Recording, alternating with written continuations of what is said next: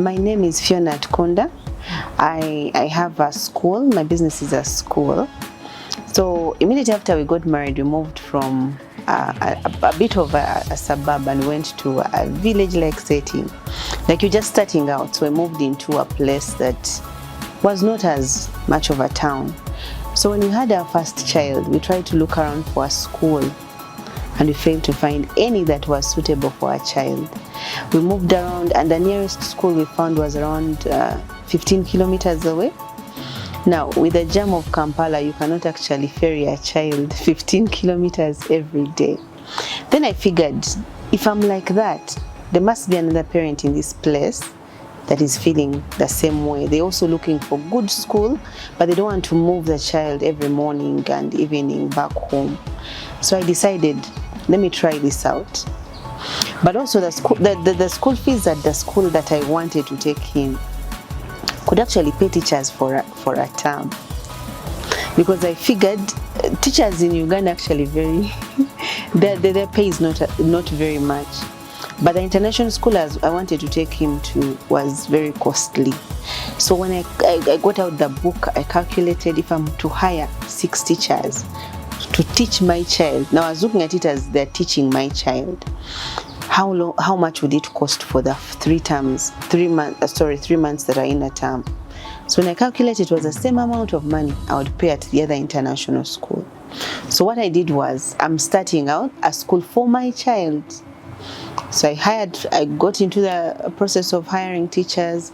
I hired myself 6 teachers, but I knew the teachers I'd hired could not teach the same level as the teachers in the international school.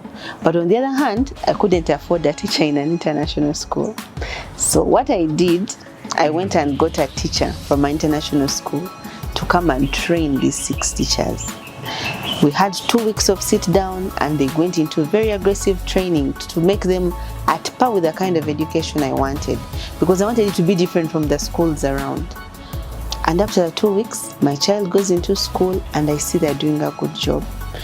Then I got like 2 other children to come in. Those were like, what are you doing? Okay, let me bring my child. At the end of the first term, people had heard that the way we were teaching was different from all the schools around. So by the end of the first year, I got 16 children. And from there, Little Kings was birthed and now became a real school. So given that I'm in a setting where people don't understand, actually up to now people don't understand the way we do our things. First of all, I look at a child as a complete child.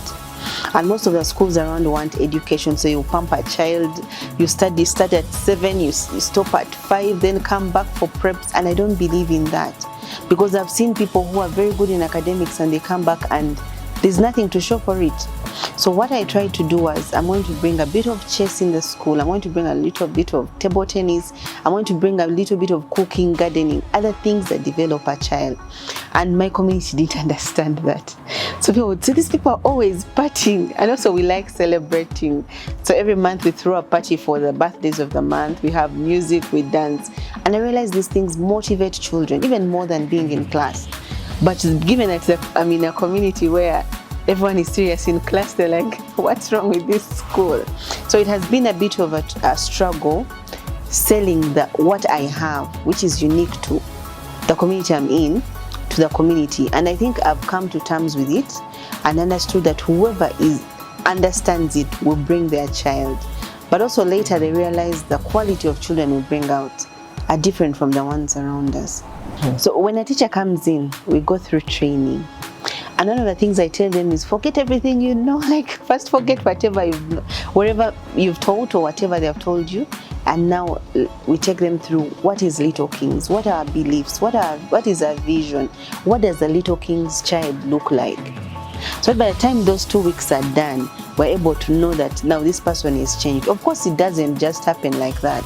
The others were like, but in the school, we're wasting a lot of time playing chess, yet we could be in class. But it's a process. So over time, they start to see that when a child is playing chess, they're actually applying math. They're actually thinking even more than when you're just doing things in class. And then they start to buy what you're selling to them. and then they become part of the team. And amazingly, I keep my teachers for quite long. Like I rarely, for a teacher to leave, it's either to a very much better school, or if they are going to do something else. But I keep my teachers very happy. I know that they're the ones who are teaching. I don't do active teaching of going to class unless a teacher has fallen sick and there's no one. I will go to class. But I have come to understand that they are what make the school what it is. So what I do is make sure they're happy in any way that I can. I find myself more into my passion, and my children have to do this, my children have to go here, they have to travel there. And sometimes it doesn't make business sense, honestly.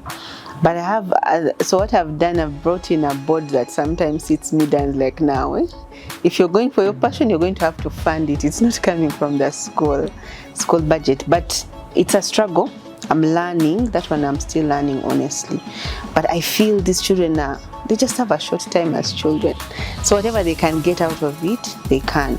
But sadly, it doesn't make business sense most times.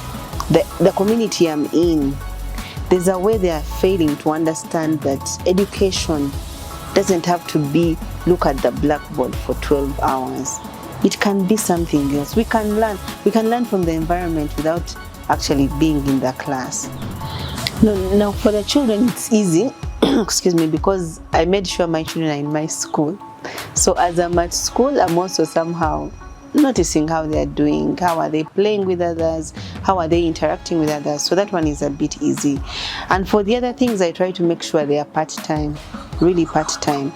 The TV is once a week, and the book, now when I'm tired, I write. Like writing is my escape. So it's easy to write, and that's how I came to think about the second book of how do I balance this out for the women, because now women are working, but because we're working, our children shouldn't suffer, our husbands shouldn't suffer. So that's why I was looking at a working woman like me.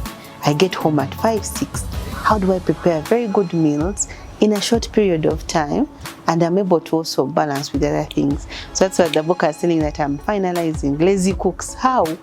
We're not lazy, but we don't have time. So how are we able to balance the two? Thank you. Honestly, for the past 5 years, I've been self-funding for some time. I've looked at investors, but but with the conversation we had recently, I'm starting to have my eyes open that actually growing organically sometimes is not the best way to go. You need to find other people that can help you grow. But also I think I've been looking at it wrong. I've always been looking at how do I help women who are less than me, instead of looking at it with how can I get help from people who are better than me. But I'm starting to learn that I also need help. It's not that I should just look out for those that need help, but I also need help, and I should be able to be open to that as a suggestion. My motivation comes shockingly from the children. The times you look at these children and you're like, okay, I think I'm done.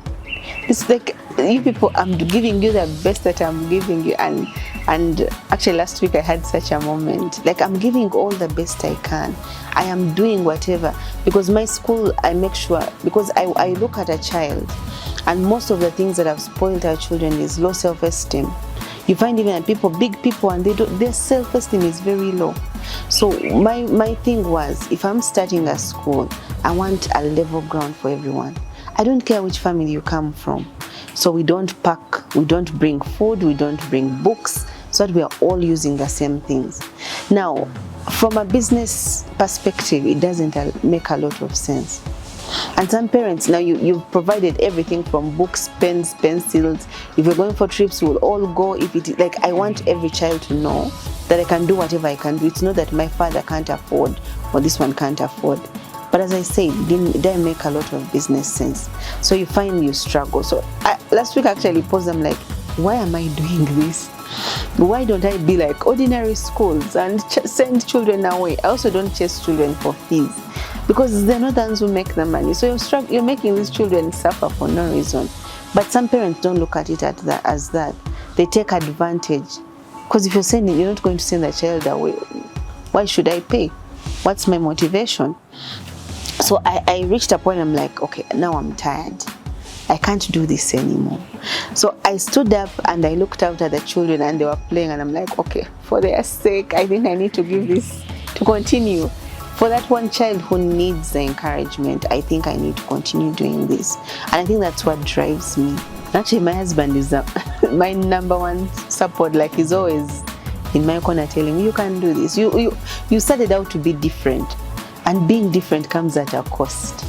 So stick there and be different regardless of what happens. And that voice, I think when I'm about to give up, that voice keeps coming. You started out to be different, so be different. So my husband is really, really a great support for me. And of course, we have a marriage fellowship of 10 couples where we meet monthly.